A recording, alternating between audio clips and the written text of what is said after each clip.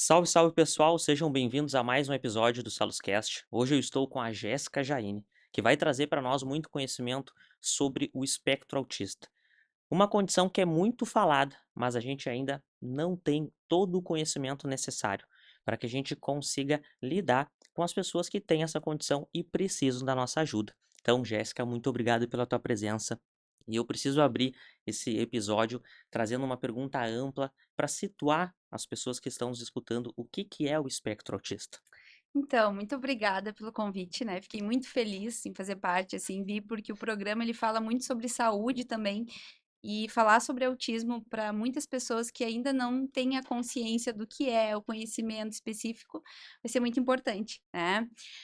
A pergunta realmente é ampla, a gente vai falar ao longo do programa outras questões e características, mas o autismo, o transtorno do espectro autista, ele é uma condição e ele é considerado um transtorno do neurodesenvolvimento, que afeta duas principais áreas, né? Que é a área sociocomunicativa, né, do indivíduo e a área comportamental. E aí depois eu posso falar algumas características, mas basicamente é isso, um transtorno do neurodesenvolvimento que afeta essas duas áreas, comportamental e sociocomunicativa.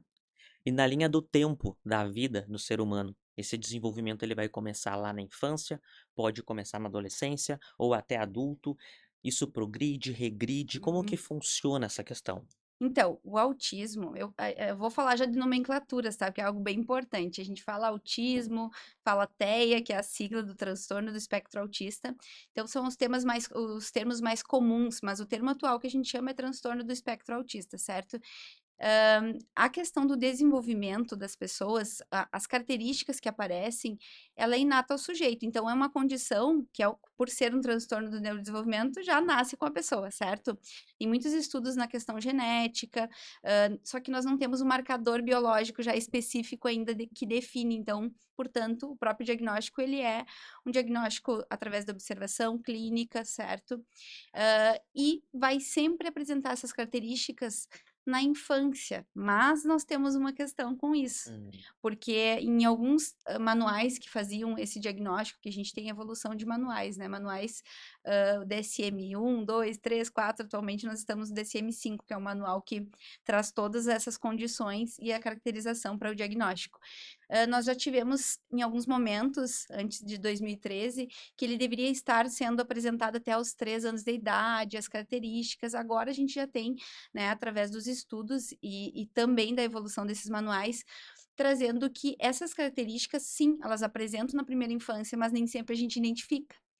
Às vezes essa criança, por exemplo, ela vai, entrar na escola, aonde a demanda social ela é um pouco aumentada e exige muita manejo para essa criança na escola e ela não consegue dar conta, aí começam a aparecer algumas características. Às vezes a família não consegue identificar já quando é bebê, acha que aquele comportamento é comum, não tem um parâmetro para fazer, essa comparação, e muitas vezes acontece também, que é o meu caso por trabalhar no contexto clínico e receber muitos adultos que não tinham diagnóstico de autismo, nunca tiveram, né? Sempre foi percebido algumas questões no desenvolvimento deles ao longo da vida, mas eles não receberam esse diagnóstico. Então, na vida adulta, eles começaram a perceber inúmeras dificuldades, e aí foram, hoje, por ter sido mais falado, né, tem sido mais falado sobre autismo, eles têm procurado também conhecer, e quando vê, leio lá um artigo sobre autismo, mas olha, eu acho que eu tenho todas essas características, vai lá, procura um profissional, vou fazer uma avaliação, ver se esse é um real diagnóstico ou não, né, para se identificar, se reconhecer.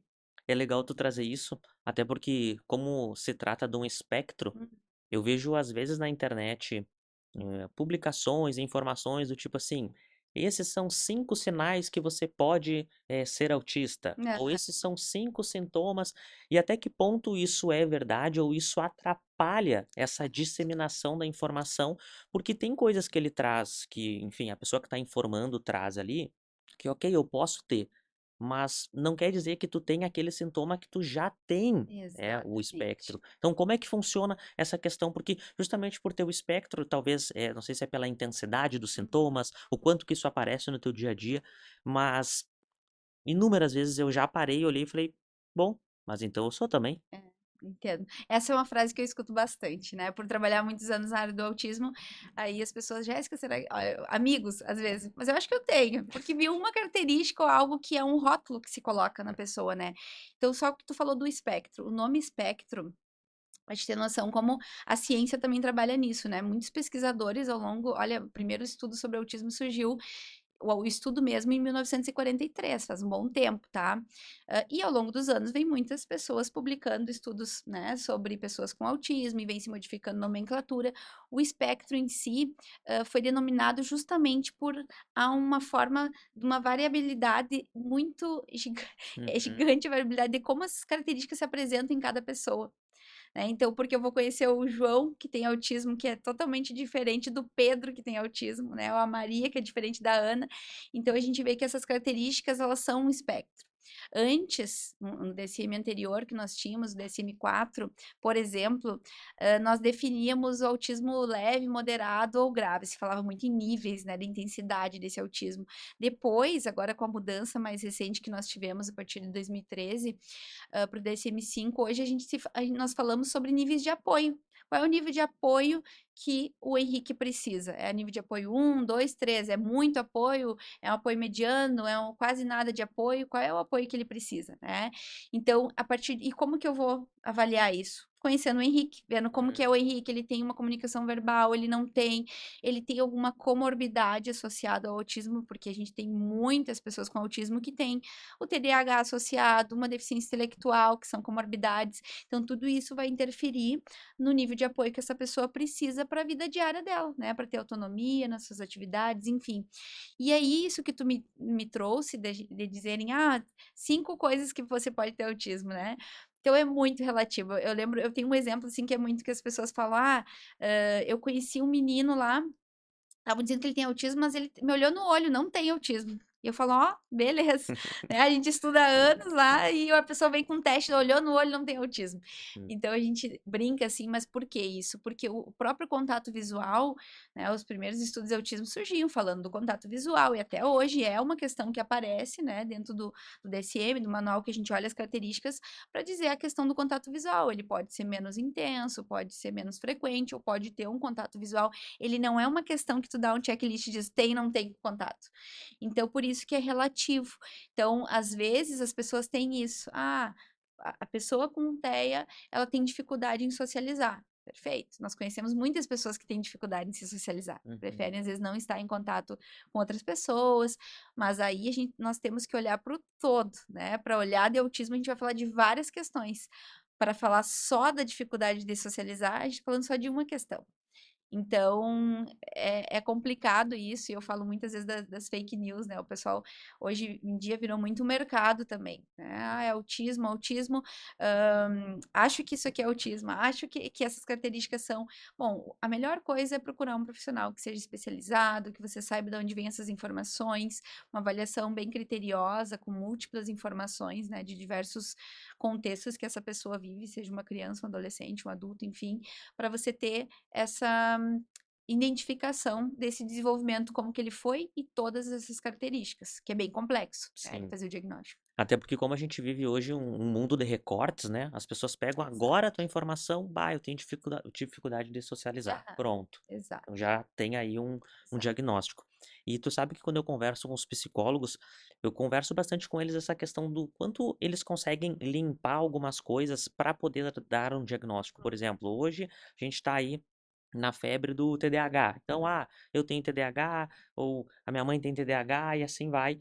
Só que às vezes não percebe que, às vezes esse déficit de atenção pode estar relacionado a um sono ruim, Uhum, excesso exato. de estimulantes, e como que os psicólogos, para conseguir dar esse diagnóstico, eles têm que ir limpando a rotina dessa pessoa para conseguir entender se realmente isso é um sinal Perfeito. de algo que ele realmente tem ou é uma coisa que está sendo estimulada por conta dos seus hábitos.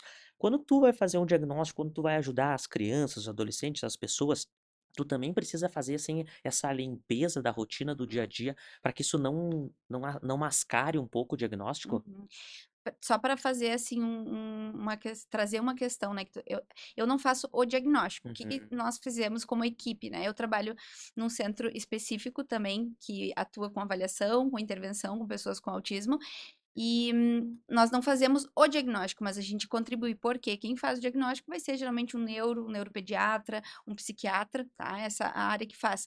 Os psicólogos, educadores especiais, como eu, fonoaudiólogos, terapeutas ocupacionais, todos eles avaliam essa pessoa, seja qual a idade do desenvolvimento dela, para identificar essas características e tem que fazer essa limpa, tá? Vou te dar um exemplo que é interessante, que foi a pandemia, quando nós tivemos, né? Então, lá no centro, nós recebemos muitas crianças com 2, 3 aninhos ali pós-pandemia, já com avaliação para identificar autismo, porque a gente faz essa avaliação e identifica ali dentro dos critérios desses testes que nós temos hoje que nos auxiliam no desenvolvimento da criança, ver características do autismo e encaminha essa avaliação dizendo, olha, pelos testes apresenta características dentro do espectro. Aí o médico vai lá, vai olhar, vai realmente ver se faz sentido toda essa avaliação com o que ele avalia junto dentro da avaliação dele e vai fechar ou não esse diagnóstico, certo? Mas ocorreu muito isso pós-pandemia de crianças que estavam com falta de estímulo, né? Então, que vem ao encontro disso que tu falou. Então, achavam que eram características de autismo, a criança não tinha vontade de brincar com as outras crianças, estava mais isolada, muita tela, né, durante a pandemia, e isso fazia essa criança ficar um pouco mais introspectiva, às vezes a fala demorava a vir, mas é porque realmente ela estava sem o estímulo que é do social, né, de estar numa escolinha, convivendo, brincando, aprendendo através da imitação. Então, a gente realmente tem que fazer, né, esse filtro, essa limpeza de identificar. E aí, os profissionais que são especializados, que estudam sobre isso, vão sempre poder fazer uma filtragem. Conversando muito com a família numa anamnese, né? Uma entrevista, perguntando todas as questões. Porque às vezes a família te traz uma questão assim, ele realmente fica mexendo dessa forma quando olha televisão, fica fazendo um movimento estereotipado. Aí tu pergunta, mas como que é? Porque tá feliz? E você vai conseguindo identificar se realmente faz parte de uma situação específica ou se tem um comportamento que se repete já faz tempo, né? Então, Entendi. isso é importante fazer essa filtragem. Gabriel, tu coloca para nós o material que é muito bacana Trouxe. que tu trouxe, até para o pessoal ir acompanhando essa nossa linha de raciocínio e entender um pouco mais das Exato, características e como manejar. exato, perfeito. Bom, então aqui nós estávamos falando sobre as características especificamente. Até coloquei o espectro de cores quando tu me perguntou, porque isso é interessante de nós entendermos que eu não consigo mais dizer autismo leve, moderado ou grave, como se dizia antes. É um espectro, a pessoa pode perpassar, né, em determinada etapa do seu desenvolvimento ou da sua idade, né, quando a criança está com mais dificuldade, daqui um pouco ameniza dificuldades sociais e comunicativas. Aí tem um acontecimento específico lá na adolescência que acaba tendo alguns comportamentos mais interferentes nesse desenvolvimento, então oscila muito, né? Então a gente chama de espectro por isso. Teve uma autora que em 1974, se eu não me engano, há muito tempo atrás, ela até citou que as crianças que ela atendia pareciam que estavam no espectro na época, nem tinha esse termo, né? Porque ela disse que quanto mais se estimulava, menor diminuía essas características, apresentavam mais habilidades, assim, mas quando não se estimulava as crianças, por exemplo, parecia que agravavam. Então, ela falou de um termo espectro, e aí em 2013, 14, a gente vai ter uma mudança de um termo falando desse espectro, né? E é interessante falar das nomenclaturas, Henrique, porque as pessoas confundem muito. Diagnóstico sempre vai mudando as nomenclaturas. E antes nós tínhamos até síndrome de Asperger, né? Tínhamos transtorno autista, transtorno desintegrativo da infância, era categórico, tinha dentro do transtorno global de desenvolvimento várias categorias. Hoje é como se fosse um guarda-chuva, transtorno do espectro autista, e aí estão, né, essas características ali dentro e a gente vai identificar o nível de apoio dessa pessoa, quanto que ela precisa. Tá? Então, isso é bem importante falar de nomenclatura, porque eu vejo ainda muitas pessoas perguntando, tá, mas meu filho não tem autismo, ele tem síndrome de Asperger. É que antes recebeu, há tempo atrás, o diagnóstico, né, que era diferente, mas hoje cairia dentro do TEA mesmo, né? É, isso facilita a comunicação, mas até mudar Exato. todo mundo Exato, demora um pouquinho, né? exato. E eu até coloquei a questão da variabilidade da condição em cada indivíduo, para te ter um exemplo, a gente vai poder ter uma pessoa que tenha um nível de apoio muito alto, porque precisa sempre de alguém junto para trabalhar as coisas, as questões de vida diária, mas pode ser que em algum momento, ele consiga mesmo sendo um nível de suporte 3, ele consiga, por exemplo, sair sozinho de casa, comprar um pão na padaria, fazer alguma questão. E às vezes a gente vai ter uma pessoa que tem uma condição num nível de apoio mais leve, mas ele tem uma dificuldade da sociocomunicação muito intensa. Então, assim, é muito relativo a forma com que as características apresentam em cada um, em cada indivíduo. E isso é muito importante, É tu importante. estimular. Uhum. Se ele pode sair, se ele pode fazer determinadas tarefas, tem que fazer. Tem que estimular, né? A gente tem que estar. Acho que esse é um ponto, até tá, fazer um programa sobre isso é mostrar para a sociedade o quanto a gente precisa trabalhar para a inclusão dessas pessoas na sociedade, seja escola, seja no ambiente social, né? Em qualquer ambiente, para que eles estejam lá fazendo parte, assim como todas as pessoas, né? Perfeito. Perfeito. Aqui nós trouxemos, né, trouxe alguns tópicos que são importantes, que é que o autismo não é uma doença, né? A gente falou no início que é um transtorno do neurodesenvolvimento. Então, algumas pessoas trazem isso, e isso se cria um rótulo, até um estereótipo de que pessoas que não conhecem o autismo lá é uma doença, né? Ela tem que se cuidar. Não, é um transtorno do neurodesenvolvimento, é uma condição, como tu falou no início, que acompanha o sujeito por toda a sua vida, né? E que dependendo do apoio que ele vai tendo, quando muitas vezes assim a gente vai ver tem uma frase, né, que se fala muito do autismo não tem cara. Diferente de uma síndrome, né? A síndrome de Down, a gente tem um rosto mais sindrômico, algumas características que definem mais aquela síndrome. O autismo não. O autismo é uma síndrome que vai envolver sociocomunicação e comportamento. Então, você não vai identificar isso só através da Sim. observação. Então, por isso que é importante falar sobre isso. A questão do diagnóstico também clínico, que para fazer um diagnóstico, Henrique, não é assim, vai lá, entrou, faz a avaliaçãozinha e já sai com o diagnóstico. Exige fontes múltiplas de informação, né? A família tem que relatar como é na escola, assim, é o caso de uma criança, como que é a convivência no meio social com outras crianças. Todas essas informações, além dos profissionais que atuam e vão lá avaliar, são importantes para fechar esse diagnóstico, né? Às vezes as pessoas acham que é muito tranquilo de fazer e perguntam muito. Sim. Qualquer um tem autismo, é só dar o diagnóstico. Não, o diagnóstico ele tem que ser bem. Tem um neuro aqui da cidade que ele sempre fala: o diagnóstico precoce ele é muito importante, mas apressado não, porque a gente Uhum. precisa identificar muito bem essas características, né? E aí eu tinha falado das comorbidades também e dos níveis de apoio que essas pessoas possuem, né, a partir das suas demandas, né, seja numa comunicação, uma comorbidade que ela possua. E dentro desses níveis de apoio, o que que são esses níveis? Os níveis de apoio, suporte que a gente vai encontrar aí na literatura é nível de suporte 1, 2 ou 3. Então, no 1, a pessoa ela consegue ter mais facilidade nas suas atividades de vida diária, não precisando de apoio de outra pessoa, né, a todo momento.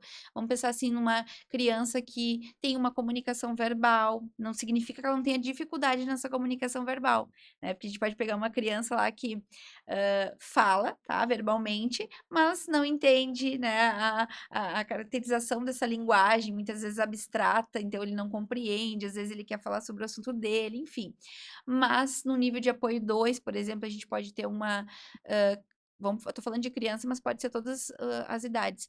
Uma criança que talvez não tenha essa comunicação verbal tão, né, não é apresentada de uma forma tão clara, mas ele não tem nenhuma comorbidade, aí precisa talvez às vezes de um profissional de apoio na escola, mas em outras demandas é mais tranquila para ele, questão comportamental. E já o nível de apoio 3 geralmente a gente vai identificar nessas pessoas um suporte maior. Então, vamos pensar assim, uma criança que não fala ainda, que tem uma deficiência intelectual associada, alguma outra comorbidade, então ela precisa de uma demanda maior de orientação para ela poder entender e compreender, né, o que se espera dela muitas vezes, porque isso é a dificuldade, às vezes, de se comunicar, né, entender. Aí eu não consegui me comunicar e eu fiz de outra forma para tentar me comunicar, né, e aí a pessoa acha que não, mas o que ela está sendo agressiva? Não, a agressividade não é do autismo, ela é uma forma, às vezes, de se comunicar. Então, tem todas essas questões, assim. Perfeito. Pode passar para nós aí, Gabriel. Isso. Aqui nós temos o índice de prevalência, né? Eu até trouxe esse gráfico que é lá da revista Autismo, que tem aqui, acho que é de São Paulo. Eles trouxeram esse recorte, tá? Em 2023 a gente teve a última atualização da prevalência, que é uma a cada 36 pessoas. uma tem autismo. Só que são dados americanos, tá? Não são dados brasileiros. E aí hoje a gente tem uma estimativa pela OMS aqui no Brasil, cerca de 2 milhões de pessoas, enfim, mas nós não temos dados efetivos. Até coloquei ali a lei de 2019 do 13.861, que é do Romeu Mion, que era para fazer a identificação das pessoas com autismo, para acrescentar na pergunta do censo, que Uhum. foi acrescentado no ano passado, retrasado, que nós fizemos, se tem alguma pessoa com autismo na família. Então, provavelmente esses dados brasileiros vão vir, né? Só que a gente não tem tanta efetividade quanto, né, nos Estados Unidos, por exemplo, que eles têm um controle de mapeamento anual, identificação, para ver quantas pessoas com autismo tem. E aí a gente faz uma prevalência, né, a partir desses dados. E por que, né, que tem aumentado? Isso é um ponto importante, porque cada vez mais a gente tem diagnósticos de pessoas com TEA.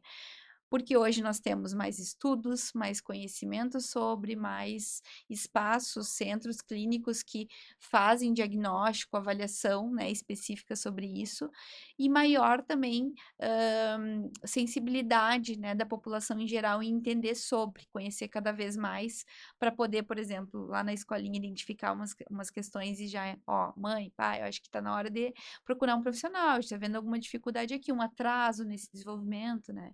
Então a gente tem isso e também, claro, hoje nós cada vez mais temos políticas inclusivas que favorecem que essas pessoas estejam, né, seus direitos validados numa escola, que há um tempo atrás nós não tínhamos, né? Então tudo isso contribui para que a gente tenha cada vez mais diagnósticos aí efetivos, né, dentro dessa área. Tu sabe que esse gráfico e esse modelo de gráfico, quando a gente olha outras condições, parece que todos os gráficos se comportam da mesma forma.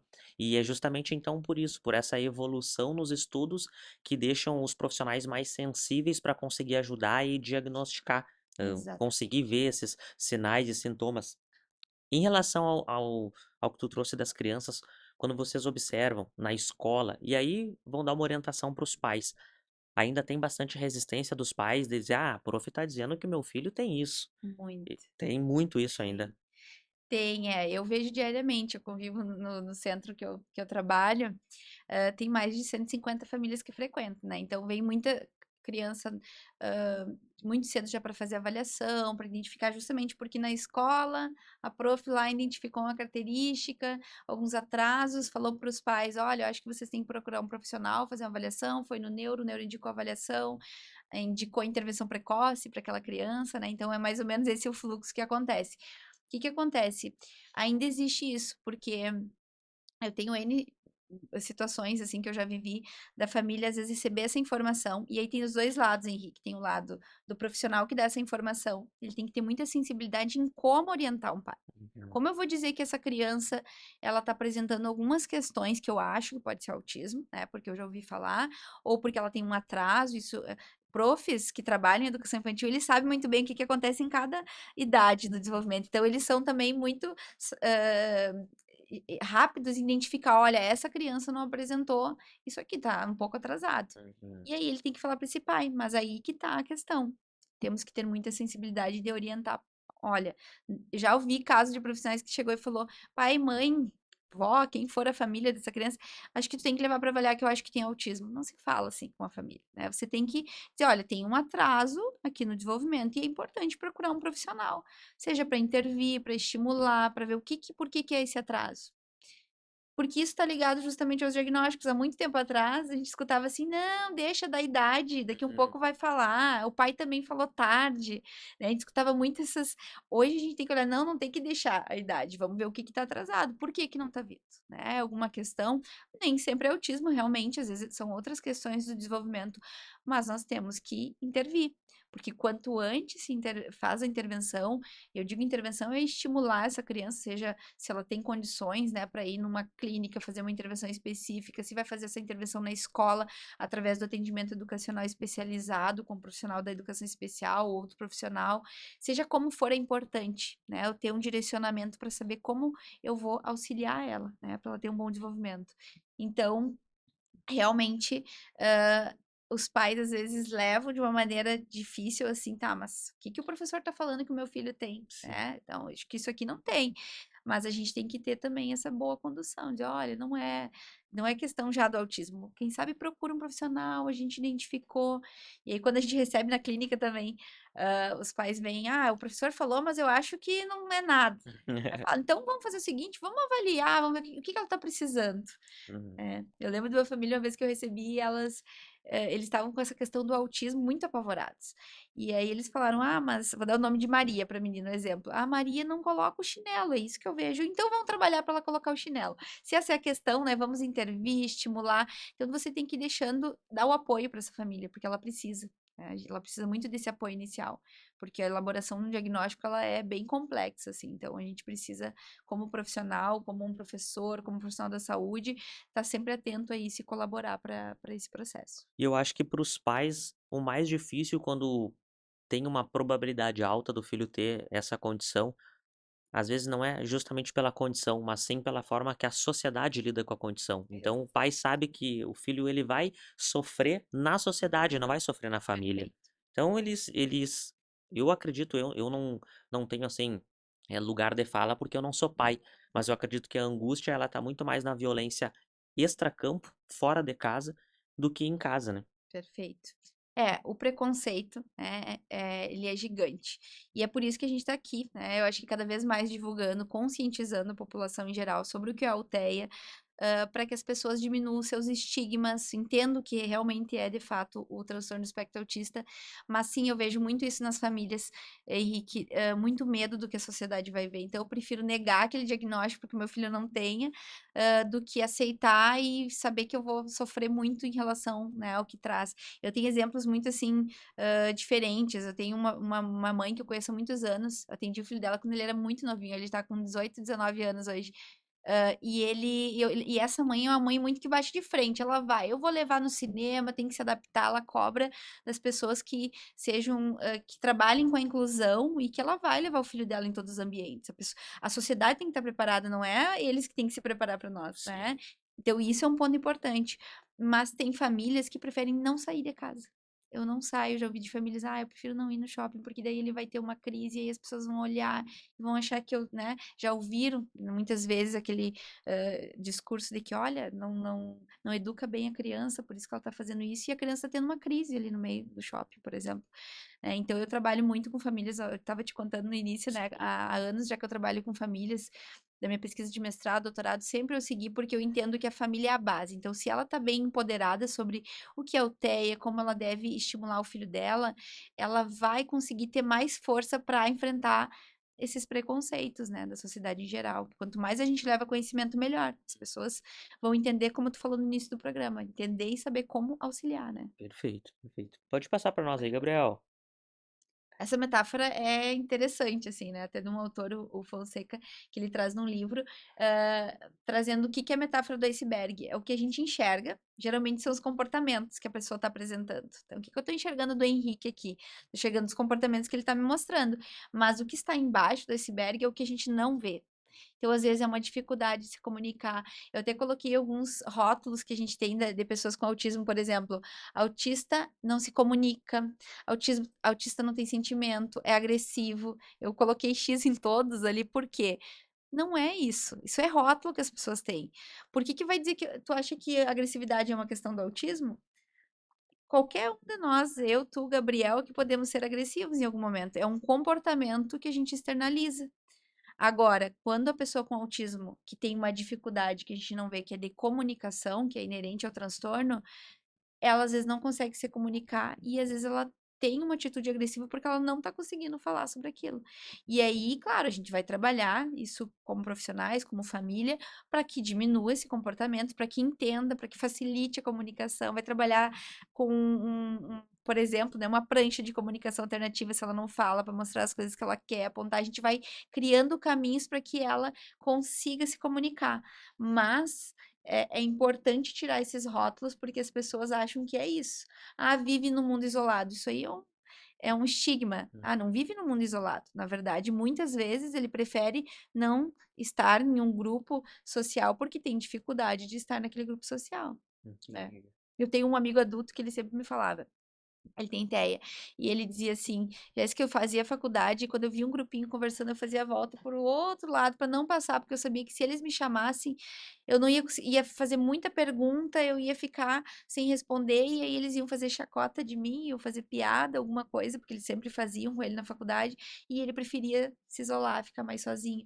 E aí, numa criança, a gente já percebe o contrário, já percebe aquela criança que às vezes não tem tanto interesse em brincar com a outra, gosta mais disso, então já se cria um estigma que é isso, né? Mas o que a gente faz é trabalhar para que ela cada vez mais possa estar presente, se ela quiser, né? Se for do interesse também, estar junto com as outras pessoas. E quando tu traz a questão de expor ou estimular a criança, o adulto, o jovem, o quanto esse preconceito e, enfim, esse próprio exemplo que tu trouxe do amigo, o fato dele era um momento que ele poderia socializar ou desenvolver alguma capacidade ali, mas ele prefere se afastar justamente porque ele vai ser punido dentro desse grupo, né? Exatamente, exatamente. É, eu tenho uma aluna minha, ela também dá vários exemplos, eu sempre uso o exemplo dela, ela me autoriza em qualquer lugar nas minhas aulas falar dela, e ela faz, né, faculdade, ela faz curso de psicologia, e já fez de música, se formou em música, então, e ela sempre comenta assim, às vezes eu tô ali, eu prefiro não trocar ideia com o meu grupo, porque eu já sei como que eu vou me sentir dentro daquele ambiente e eu vou começar a me sentir, e pode gerar até uma crise para ela, né, alguma situação. Então, às vezes, por exemplo, ela é uma pessoa que, quando ela entra em crise, ela não consegue falar. E ela fala, ela é verbal, enfim, então, e quando ela entra em crise não consegue, daí ela fala em Libras comigo, porque eu sou professora de Libras também. E aí ela fala em Libras, então às vezes são poucas pessoas que conseguem acessar ela naquele momento. Então tem tantas coisas que a gente não enxerga nesse iceberg que pode estar sendo a dificuldade dessa pessoa, né? E a gente olha para aquele comportamento e já acha que é isso, né? Então isso é bem importante. Depois até vou falar um pouquinho das características, assim, mas entra nesse contexto também. Tu vai falar um pouquinho sobre essas características das crises também ou Eu não? também, acho que também Tá, eu coloquei ali, acho que pula então pra tá. gente ver, Gabriel, vamos ver. Aqui, ó, coloquei. Porque eu coloquei assim, ó, sinais de alerta na infância, mas eu posso dar exemplo que isso segue na vida adulta, tá? Então, é na infância sinais de alerta. E até coloquei por quê? Por que sinais de alerta? Porque pode ser questões que estejam aqui que sejam do autismo, e pode ser que, como tu falou aquela hora, questões isoladas que não são do autismo, tá? Mas para a gente poder fazer a identificação de autismo, avaliação, ou até mesmo, né, o médico depois dar um diagnóstico, ele não vai identificar tudo isso aqui numa pessoa só. Entende? É bem mais. Eu coloquei só alguns pontuais assim para a gente identificar. Então, na comunicação, na linguagem, né? Nós temos toda uma questão, às vezes, do atraso dessa fala, da linguagem, ou às vezes a pessoa fala a ausência total da linguagem, ou às vezes fala poucas palavras, mais isoladas, né? Então é um sinal de alerta também. Questão de atenção compartilhada, restrita. Atenção compartilhada é algo muito importante assim na infância, até para quem está assistindo, às vezes tem um bebê, uma criança, identifica essas questões, é importante levar para um profissional avaliar. O que que seria atenção compartilhada? Quando a criança brinca entre um objeto, seu cuidador e ela. Então, sabe, tá brincando com o carrinho, mostra para ela, ela olha pro carrinho, olha pro cuidador dela, dá risada, é uma atenção compartilhada em três tópicos. Na criança com autismo isso é mais difícil acontecer. Às vezes a criança ou ela fica mais só com o brinquedo, aí não troca muito olhar com o cuidador, né? Então não há há uma dificuldade em fazer essa triangulação, tá? Dificuldade de iniciar e manter uma conversa. A gente já vai ver desde a infância nas crianças, às vezes, que chega em casa e vai contar o que aconteceu na escolinha, né? Vai contar o que aconteceu em determinada situação. E aí a gente vai ver que um sinal na questão do autismo é a dificuldade em fazer esse relato, tá? Ou em manter uma conversa, como eu falei anteriormente. Nós vamos ter. Eu tenho muitos casos de adolescentes que eu atendi e aí tem aqueles que são verbais e que falam, eles gostam muito de falar do assunto que eles gostam, mas do outro não se Ah, interessa. sim. Então eu chego aqui, imagina só, eu acho que meio que tá acontecendo também, né, Henrique? Porque é o assunto que eu gosto, eu tô só falando, mas começa a falar só do que eu quero, e aí quando tu tenta falar, eu não quero escutar, não me interessa por nada. Né? E aí a gente tem que trabalhar isso para fazer uma troca. Bom, uma conversa entre duas pessoas, tem pausa, tem a troca de turno. A gente vai trabalhando isso, mas eu tenho uma dificuldade em conseguir fazer essa troca. Entendi. Eu tinha um paciente na clínica que eu atendia, eu falava para ele, então tá, você tem 10 minutos para me contar sobre o teu bem 10, que ele amava falar do bem 10. Daí ele falava, quando terminava o tempo, ele, ai, tá, ele tinha regra, então ele parava e aí a gente ia fazer atividade, tarefa, então tudo isso é trabalhando com essas questões, né, que são importantes, mas que é uma característica. Uso repetitivo de frase e fala, palavras. Então, a gente tem ecolalia, que é um termo no autismo, que às vezes ele vem na criança, no adolescente, enfim, tá no adulto. Ecolalia é algo imediato. Eu falo, oi, tudo bom? Você repete, oi, tudo bom? É uma ecolalia imediata. Eu repito imediatamente a mesma coisa que a pessoa falou. Eu não dou a resposta, eu só repito. Ou tardiamente. Tu me falou alguma frase hoje aqui, hoje o dia está ensolarado. Aí de noite lá, eu tô lá na casa com a minha família, eu falo, hoje o dia está ensolarado, né? Então eu vou Entendi. repetir tardiamente. São ecolalias, tá? Então, também é uma característica e uma questão bem importante na infância, que às vezes essa criança não responde pelo nome. Eu já vi muitas crianças serem direcionadas para fazer testes auditivos, por exemplo, porque achavam que tinha alguma questão relacionada à deficiência auditiva, mas na verdade é em relação ao autismo, porque às vezes ela estava com foco em outra coisa, chama lá, Henrique, Henrique, Henrique, no Henrique nunca olha, Entendi. né? Mas às vezes do nada o Henrique falaram alguma coisa para ele, mas vou pegar teu suco que tu gosta, o Henrique olha. Então não tem uma questão de auditiva, é questão realmente de foco muitas vezes, né? Uhum. Questão de interação social, então a gente tinha falado do contato visual, que é uma característica bem importante, né? Então a gente vai ter pessoas, essa minha aluna que é adulta, ela fala assim, eu olho, mas às vezes começa a me dar uma sensação ruim e eu tenho que parar e trocar o olhar. Então, para ela é desse jeito. Tem pessoas que às vezes olham com mais frequência e não tem essa questão, né? Mas então é bem importante. E aí tem uma série, não sei se vocês já olharam, mas tem várias séries sobre autismo, né? Eu tenho indicação de muitas, assim, que eu dou na minha aula, mas que é Atypical. E ela é uma série que já teve algumas temporadas, claro que tem toda aquela questão romantizada de série, de filme, né? Mas ela tem um aspecto que fala do contato visual, que a psicóloga vai ensinar o jovem, né, adulto, a como ele paquerar uma pessoa, né? E aí ela fala até do sorriso, do contato visual, do quanto é importante. E ele não entende, ele faz exageradamente, ele faz assim para a pessoa quando ele tá com uma menina, e aí ela fala, não, diminui 30%, daí ele faz assim, ela, assim tá bom. Então, às vezes, até para isso, facilita colocar em porcentagem para ele do que dizer como que.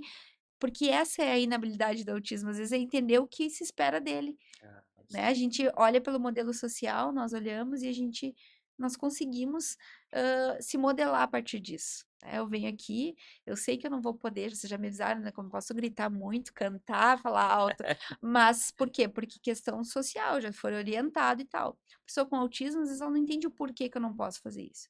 Por que que eu não posso me levantar agora e começar a dançar aqui se eu tô com vontade? Então é essa questão que às vezes para nós temos regras sociais que é tão compreensível e para eles é mais difícil de entender, né? Então, dificuldade em compreender expressões faciais ou dos outros. Tem um filme maravilhoso que é da Temple Grande. Esse é o melhor de todos, tá? Eu indico para todo mundo que está Como assistindo é que é o e nome? quer entender sobre autismo é olhar o filme da Temple Grande, que é uma mulher, né? Hoje ela já é uma idosa, assim. Ela é muito famosa no mundo como um todo porque ela virou uma cientista, enfim, fez mestrado, doutorado, pós-doutorado na área do manejo do gado. Lá na Carolina do Norte ela ficou muito famosa e tem um filme sobre ela, porque conta toda a história, desde o diagnóstico, com 4 anos, né? A mãe levando junto, ela não falava até os 4 anos, alimentação muito restrita, vai mostrando todas as características, mas o que que é legal dela? No filme mesmo mostra que ela sempre tinha dificuldade em identificar a expressão facial. Então, nós temos facilidade, quem não tem TEA, muitas vezes, alguns têm dificuldade também, mas eu olho pro Henrique, se o Henrique me fizer uma expressão mais fechada, eu vou dizer, olha, ele não está gostando. Eu penso, né? Eu não Sim. está gostando, o que que eu fiz? O Gabriel me olhou feio de lá. Eu acho que o Gabriel não gostou da frase. O Gabriel sorriu, ele gostou. Isso são pistas sociais, né? Que nós aprendemos e entendemos como ela funciona. Para a pessoa com autismo é muito difícil. Ela olha para essa pista e não entende o que isso quer dizer para ela.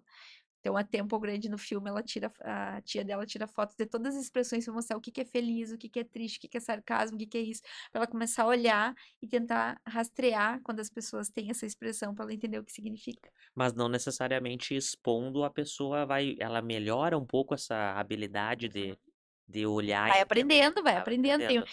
Olha, eu vou indicar muitas séries e filmes, é legal, né? Para o Claro. pessoal que tá olhando, assim, tem aquela do The Big Bang Theory, que é do Sheldon.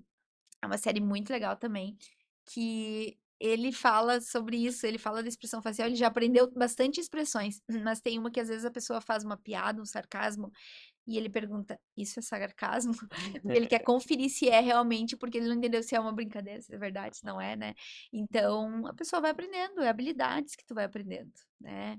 Eu tinha um aluno meu que eu acompanhei ele, quando ele tinha 12 anos na escola.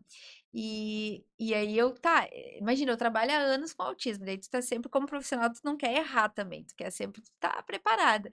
E eu lembro que eu ia acompanhar ele uma vez por semana na escola, e ele um dia não foi no dia da prova, e aí eu fui questionar ele, falei, né, eu sou do nome João e Maria, sempre pra tudo. João, por que que tu não veio na aula? A gente estudou tanto a prova de matemática, tu matou a aula, por quê?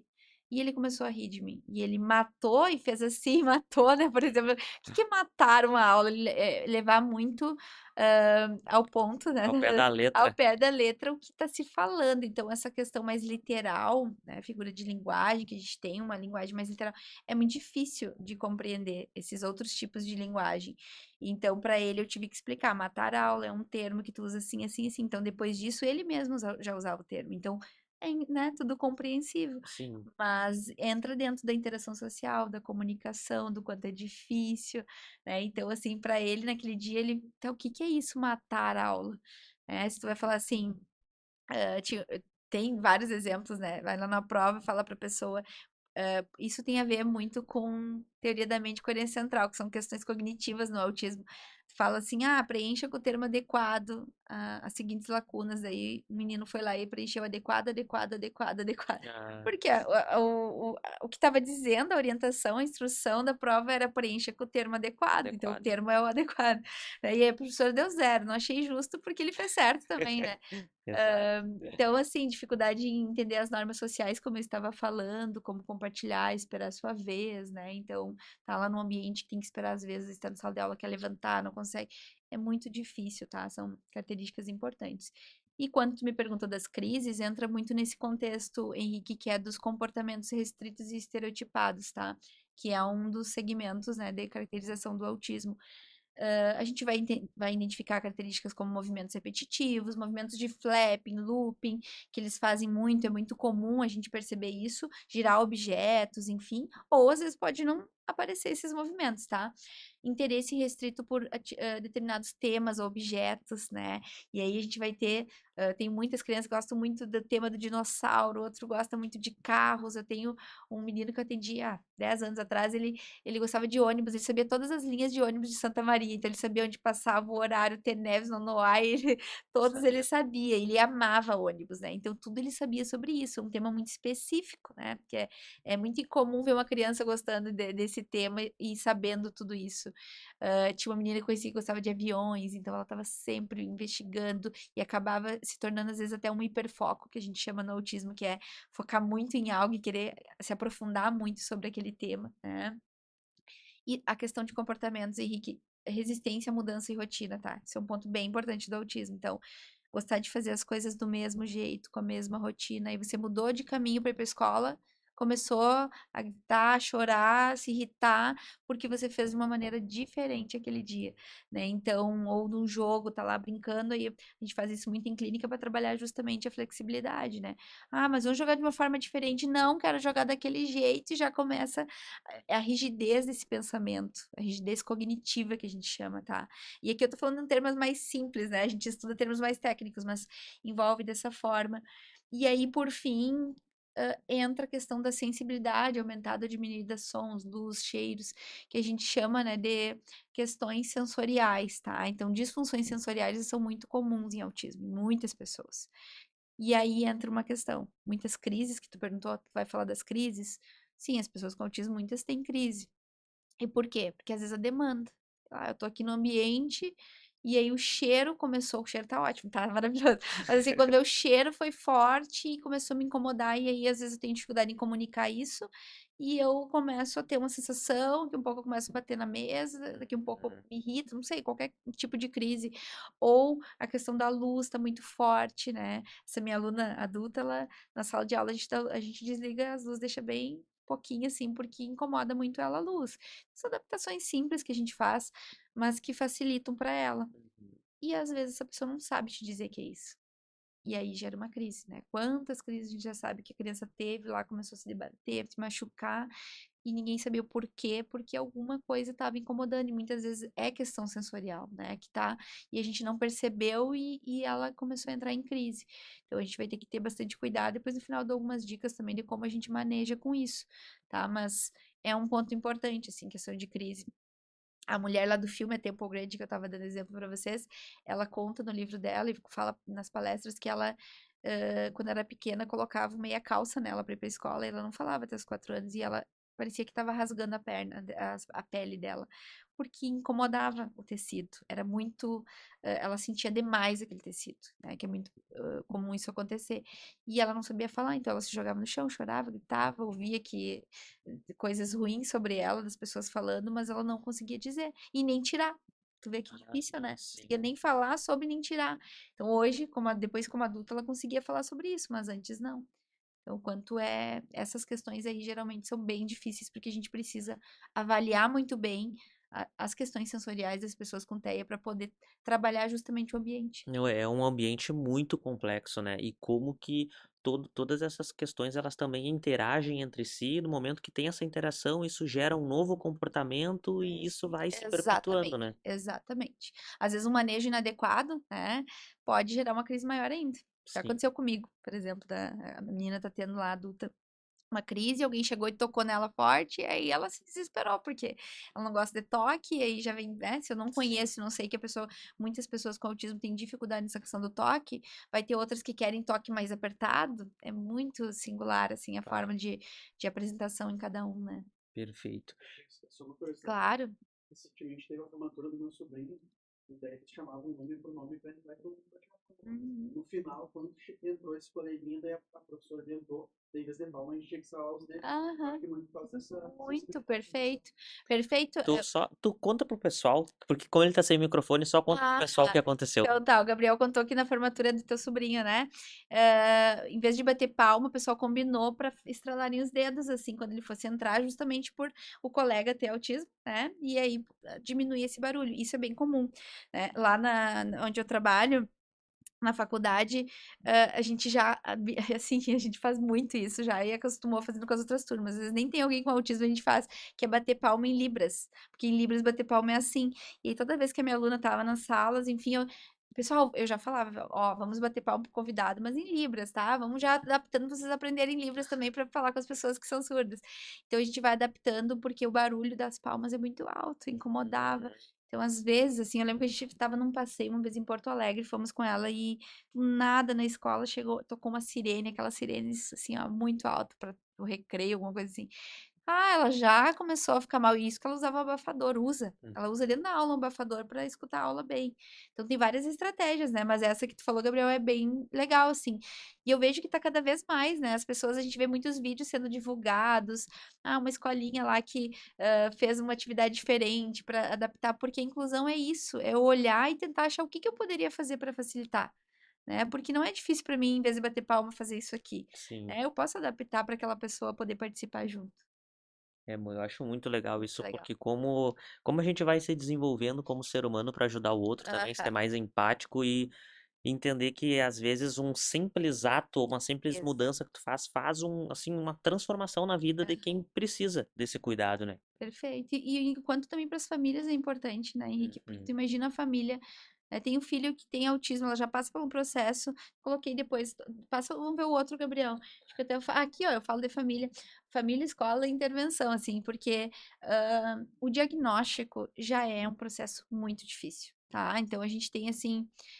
Estava até comentando lá no início, né, do quanto é difícil essa questão das vezes quando é um casal, né, e aí descobre um diagnóstico, muitas vezes a separação, a gente tem um alto índice de separação também. A elaboração parental ou familiar desse diagnóstico, ela é muito complexa, pode ser em meses, dias ou anos. Vocês têm famílias que estão há anos com o diagnóstico do filho e ainda não aceitam muito bem esse diagnóstico. Então, a rede de apoio que essas pessoas têm, e aí entra tudo isso que a gente está falando, ela é muito importante. porque já é difícil ela elaborar esse diagnóstico. E aí, quando ela vai. Isso acontece muito, eu vejo um distanciamento dos membros da família, quando descobre que tem um membro tem autismo naquela família, começa os outros membros a se distanciar, não convidar muitas pessoas mais para as atividades sociais, e essa família vai sentindo, né? Ela, infelizmente, sofre muito com isso. Então, eu, como profissional, eu uso a palavra muito empoderamento, porque eu fiz isso na minha pesquisa de mestrado e doutorado, que é empoderar famílias, assim, é dar conhecimento sobre o autismo para que elas possam, né, estimular, intervir com seus filhos e se sintam eficazes com isso, porque isso gera mais esse sentimento de autoeficácia e contribui para a qualidade de vida de todos, não só do filho, né, que tem autismo, da filha do filho. Então, eu vejo que a importância, assim, que tem dos profissionais, da sensibilidade, da interlocução, eu coloquei que é a comunicação entre todo mundo, para poder contribuir, porque você pensa lá na escola, lá, que fizeram isso, que legal que é para a família que está vendo que fizeram isso pelo filho dela, né? Fizeram adaptação para que ele pudesse participar. Né? E muitas outras não fazem, seguem batendo palma, seguem tocando a sirene, né? E aí não se adapta. Então, eu reforço a questão do trabalho colaborativo, assim, porque não tem como uma pessoa só fazer isso, né? Eu trabalho na FISMA e a faculdade, assim, como tem alguns alunos com autismo, então a gente tem que fazer um trabalho muito com todos, né? De entender como que a gente pode adaptar. E aí eu sempre reforçava desde há muitos anos atrás, quando eu entrei, gente, não é o profissional que é o do núcleo de acessibilidade na época, quando eu entrei, eu era coordenadora do núcleo de acessibilidade. Não é eu que sou responsável pela inclusão, são todos, todo mundo. Quem é professor, quem está na direção, quem, né, os colegas, todo mundo é responsável. Todo mundo tem que pensar sobre como eu adapto para o meu colega, para o meu aluno, para ele ficar bem nesse ambiente, né? Porque para nós é mais fácil estar no ambiente, a gente consegue se autorregular muito bem. Digamos que se o Gabriel tivesse ali apertando uma caneta, que ele não faria isso, porque é o programa que não dá o áudio ia atrapalhar, tu ia brigar com ele. Mas se ele estivesse apertando uma caneta, eu ia me incomodar, eu acho, um pouquinho, mas eu ia me regular. Eu ia ficar assim, tá, que raiva que ele tá com essa caneta, mas eu não posso demonstrar isso. Mas uma pessoa com autismo, talvez ela se incomode com esse barulho e ela se irrite, ela queira pular, gritar, ela incomode a um ponto que ela não consiga se regular. Que a gente fala isso dessas questões sensoriais. E aí, o que que eu faço? Né? Como que eu penso sobre isso?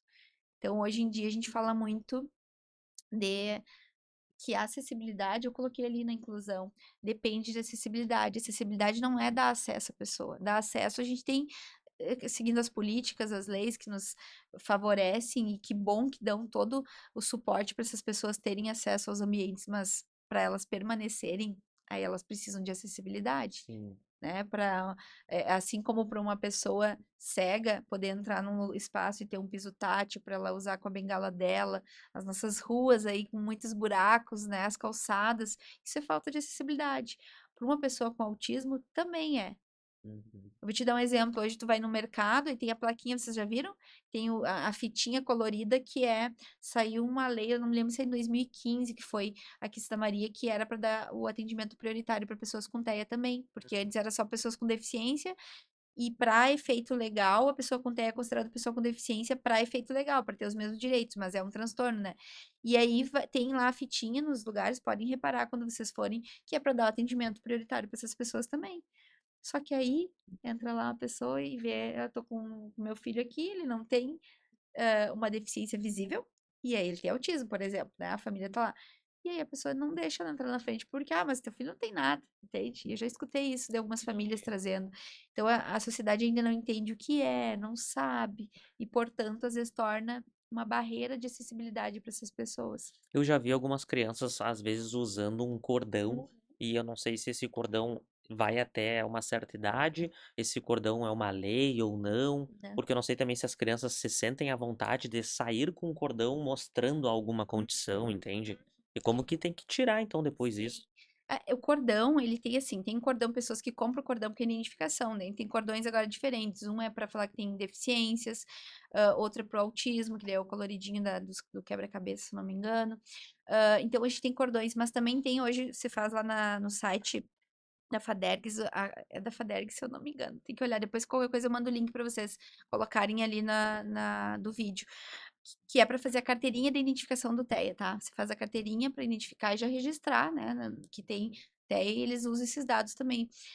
E é para identificação, criança, adulto, adolescente, independente, usa, tá? Eu conheço vários adultos que usam, eu tenho uma colega que atende na clínica que usa o cordão dela, ela tem TEA, então, assim, é importante, porque as pessoas, bem como tu falou, eu já vi pessoas com cordão, então tu sabe que tem o cordão, bom, eu já tenho que me ligar em algumas questões específicas que essa pessoa pode apresentar e eu preciso colaborar nesse ambiente também, né? Eu fico pensando no cordão mais pela questão do preconceito, né? O Aham, quanto essa pessoa ela tá usando o sim, cordão pro bem dela, mas ela também tá se expondo àquelas pessoas que sim. vão usar dessa situação pra prejudicar a vida dela. Perfeito, muitas vezes acontece. Infelizmente, muitas vezes acontece. Deveria ser o contrário, né? Bom, eu tô Exato. identificando justamente para que entendam que eu preciso, porque até é importante que algumas pessoas dizem eu tenho que escrever na minha cara, tem autismo para poder fazer valer um direito que eu tenho, muitas vezes.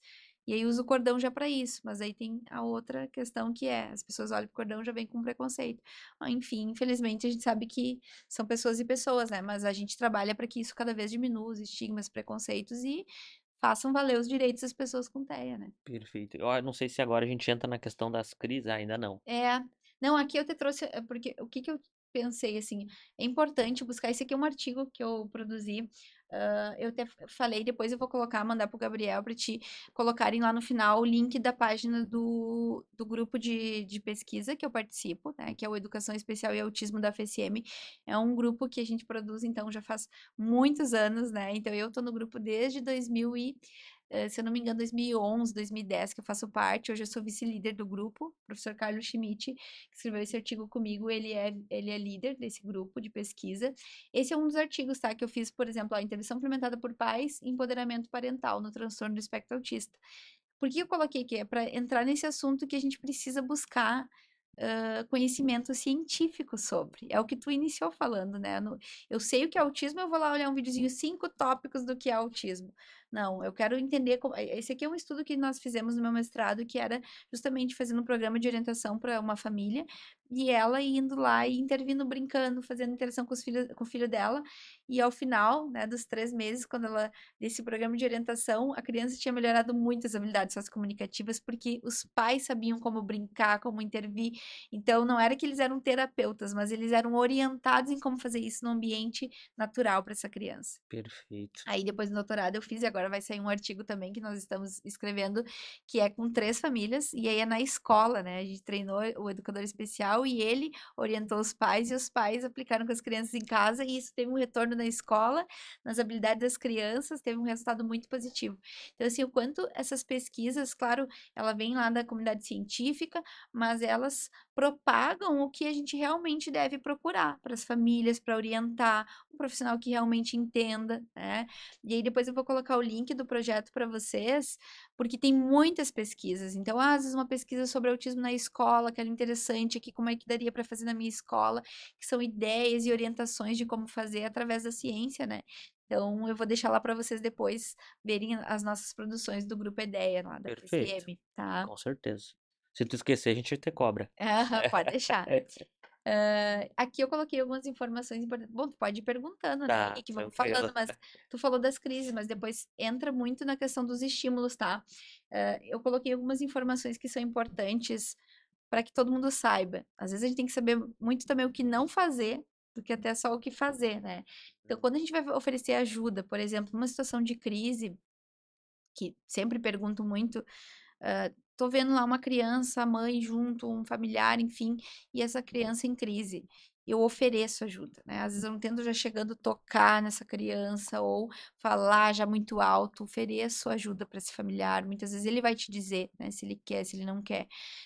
Vai junto também com, às vezes, diminuir o estímulo. Então, tô no ambiente, posso direcionar essa família, essa pessoa para um espaço mais tranquilo, que favorece muito em situação de crise, né? Quem sabe vamos para esse espaço aqui que é mais tranquilo, que você vai conseguir acalmar, né, melhor essa criança ou esse adolescente ou esse adulto até mesmo.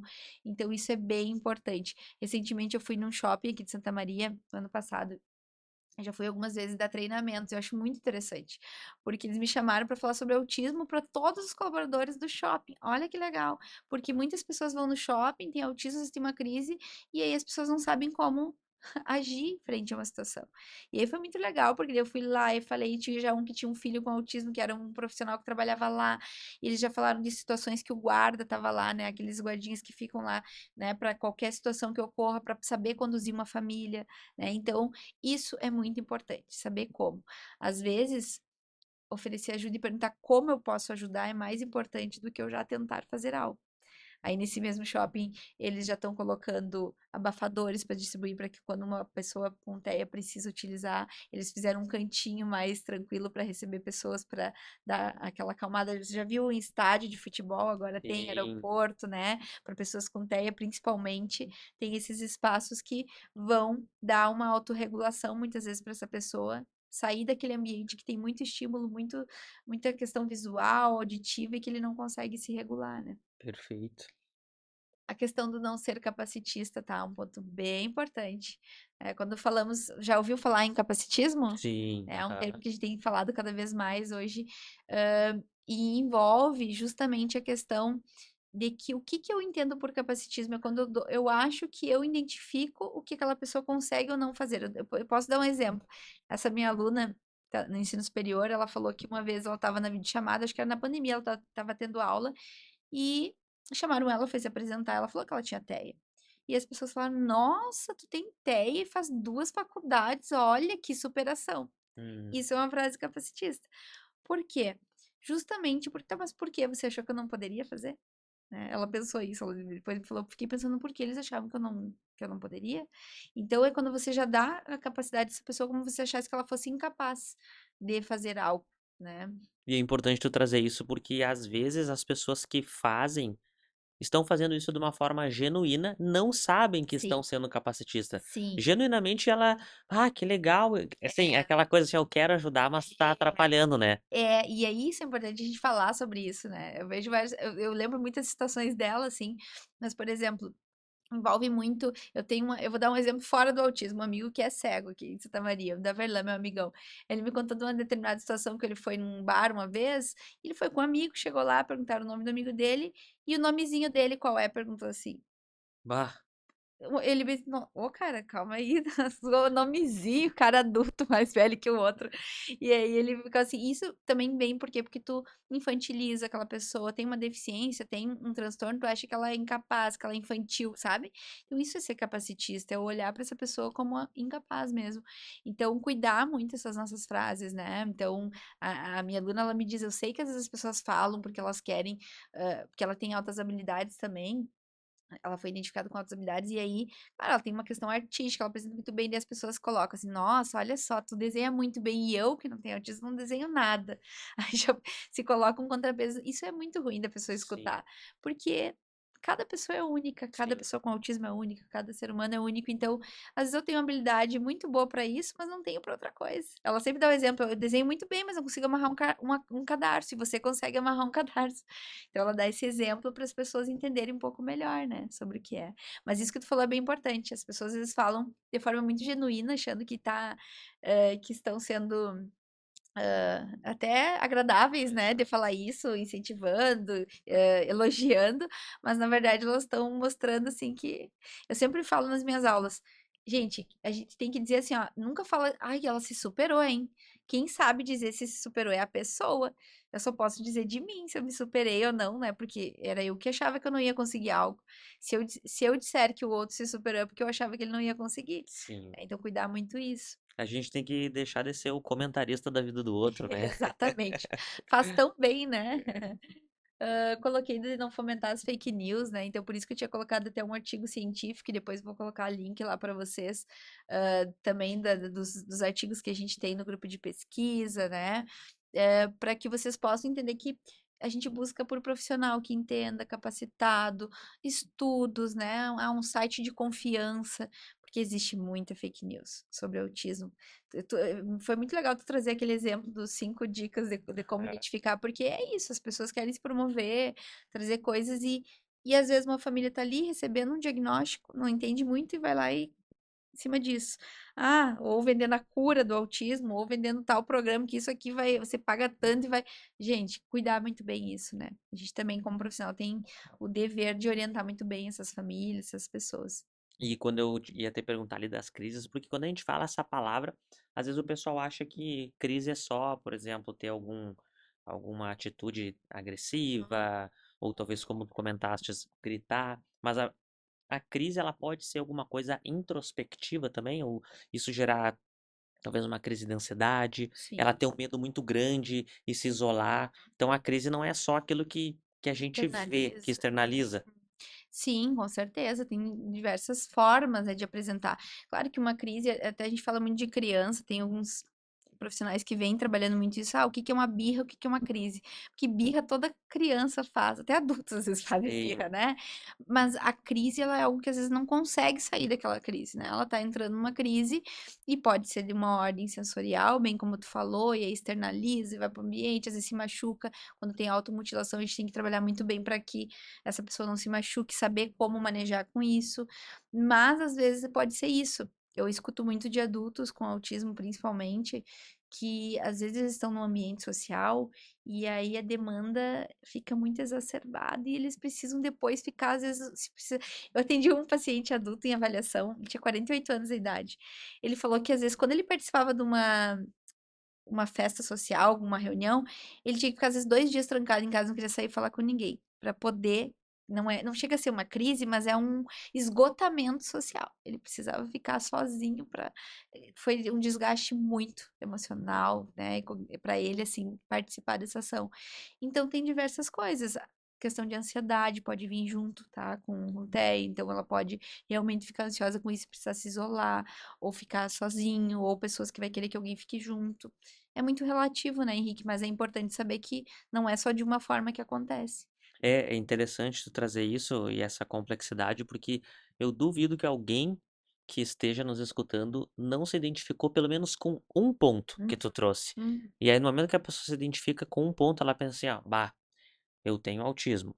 E aí, a minha pergunta é justamente se para a pessoa ser diagnosticada, ela tem que ter vários pontos, ou se ela tiver alguma situação transitória, isso tá tudo bem, todo mundo vai ter, porque em algum momento as pessoas vão ficar ansiosas, em algum momento a pessoa vai ficar triste, em algum momento ela pode estar cansada de alguma coisa e uhum. confundir com esgotamento mental. Então, toda essa avaliação que acaba sendo feita, vocês vão ligando todos esses pontos e vendo talvez além da intensidade, a frequência com que isso acontece para conseguir bater o martelo assim, ó, tu pode ter, né, numa intensidade leve ou num Nível de suporte é, maior. isso acontece, assim, na hora de vocês avaliar, tem que ligar esses pontos, porque quando tu traz todos esses sinais, eu acho que é muito difícil alguém não escutar e se identificar, tipo: "Ah, mas isso eu tenho, mas isso eu tenho". Aí a pessoa escuta aqui a gente, 3 pontos que tu fala, ela já acha que tem o autismo. Sim, sim. É que é como eu falei, eu tô fazendo, imagina, às vezes eu dou aula um semestre inteiro sobre autismo e ainda não se esgota, né, o tema, então para os alunos aprenderem. Então aqui num programa que vai dar um tempo específico, não tem como a gente falar de tudo. Por isso que eu trago tópicos. O que que é importante de falar? Realmente, claro que a gente se identifica com um ponto ou que o outro, mas para fazer uma avaliação, você vai identificar dentro dessa avaliação, né, quais os critérios, porque no próprio DSM, que é o manual, e a minha ideia não é ficar falando sobre questão muito técnica, mas tem um segmento para isso. Eu tenho 4 critérios dentro da parte sociocomunicativa, tem que preencher tantos critérios, na parte comportamental, tantos critérios, tem que preencher tantos. E aí, para te entender aqueles critérios, tem que ver todo o contexto dessa pessoa, como que ela apresenta. Apresentou isoladamente uma vez essa questão? Não, não é um critério. Ah, Aham. apresenta com frequência desde a infância, mas hoje não apresenta mais. Lembra que eu te falei, nós estávamos conversando antes sobre mulheres com autismo? É um exemplo bem importante, porque hoje se fala muito, se traz. Quando eu iniciei estudando sobre autismo uns anos atrás, pouco se falava sobre o diagnóstico de mulheres. Hoje tem vindo cada vez mais livros sendo publicados, até estou lendo um recentemente, que é a questão de mascarar as características nas mulheres.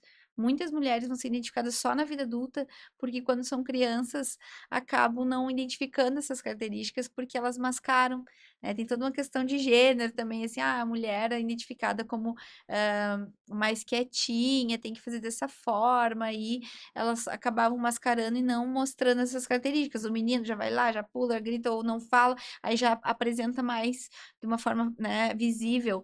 Então, hoje se questiona muito também isso. E aí entra um pouquinho nisso que tu falou, tá, mas e aí?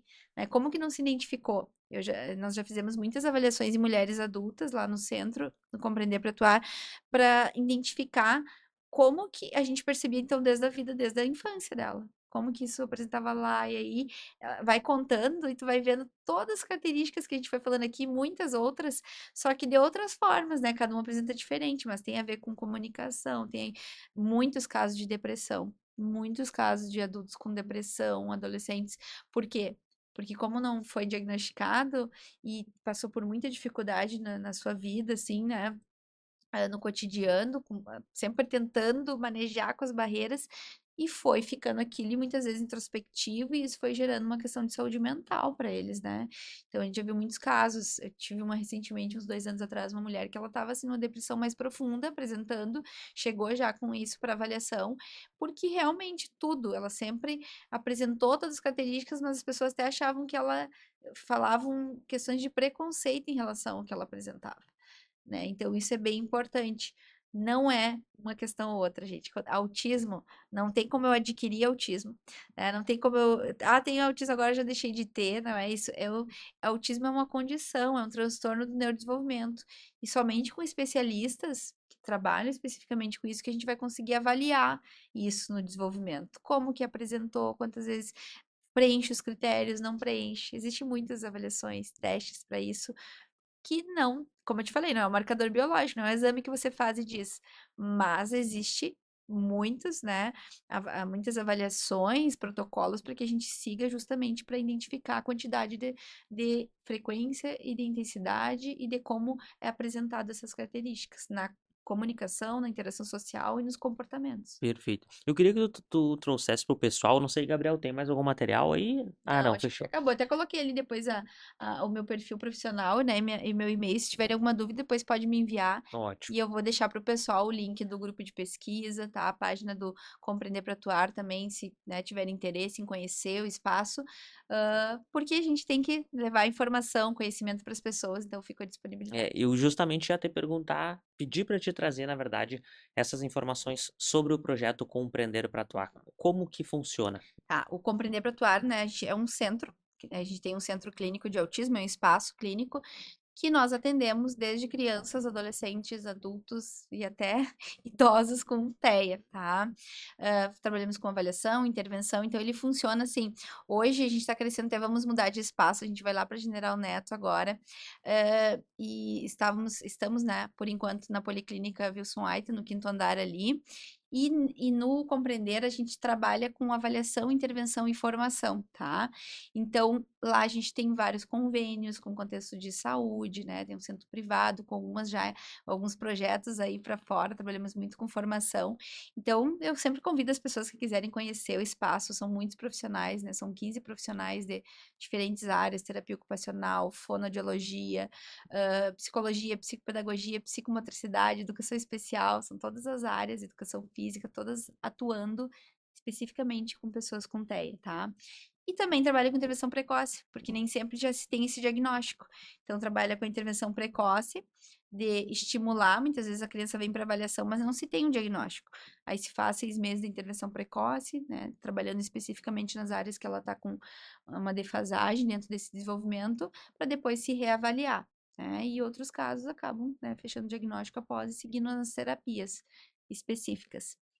E o projeto lá de pesquisa, né, que eu participo da FSM, também é coordenado pelo professor Carlos Schmidt, lá, ele é um grande pesquisador no Brasil, então nós viajamos juntos, eu estava te contando ano passado, né, para a África fazer uma formação de professores lá sobre TEA na rede, que teve um contraste, assim, bem, né, entre o Brasil, entre os outros países, como que ocorre a inclusão em relação ao autismo, e esse projeto, esse grupo de pesquisa, ele é bem atuante, então eu vou deixar o link para vocês olharem pesquisas, quando vê o pessoal aí se interessa em saber mais sobre inúmeras pesquisas que tem no Brasil, tá, sobre autismo, tá lá no nosso link do projeto, O grupo é Educação Especial e Autismo da FSM, e é um grupo de pesquisa já bem atuante há um bom tempo aqui, né, em Santa Maria, na nossa Universidade Federal, que é onde eu fiz meu mestrado e meu doutorado.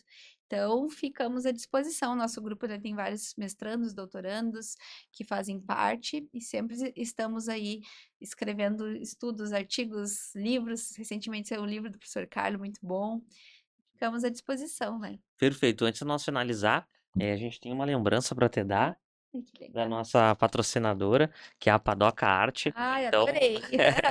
ela te enviou aí Querido. como uma forma de agradecimento pelo teu tempo, pelo teu conhecimento e pela entrega que tu trouxe aí para todo mundo que precisa entender um pouquinho mais, ou melhor, muito mais É, sobre o espectro autista. Então a gente te agradece muito a presença, o tempo, a coragem de se expor e trazer de uma forma simples e leve uma coisa tão complexa, né? exato. Aí eu agradeço muito o convite, eu adoro participar, assim, né? Quando a gente tem que trocar conhecimento com as pessoas, fico à disposição, né? Quando precisarem, para as pessoas que quiserem conversar, trocar uma ideia, mandar um e-mail, tirar uma dúvida, enfim, estou sempre à disposição e fico muito feliz que o programa tenha se preocupado também com essa temática, que a gente tem agora em abril, é o dia 2 de abril, é o Dia Mundial da Conscientização do TEA, tá? E Legal. é o mês de abril, ele é feito muitas ações.